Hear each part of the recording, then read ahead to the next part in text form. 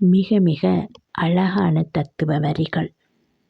அறிமுகம் இல்லாதவர்களின் பார்வையில் நாம் எல்லோரும் சாதாரண மனிதர்கள்.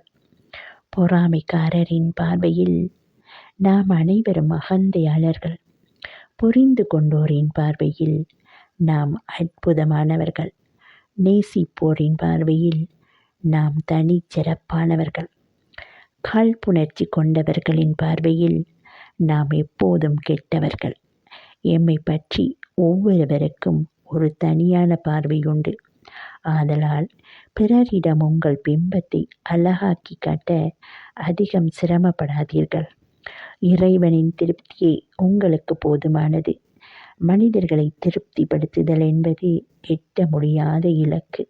இறைவனை திருப்திப்படுத்துதல் என்பது அடையக்கூடிய இலக்கு. எட்ட முடியாததை விட்டு விடுங்கள். அடைய வேண்டியதை விட்டு விடாதீர்கள். தானாக தவறை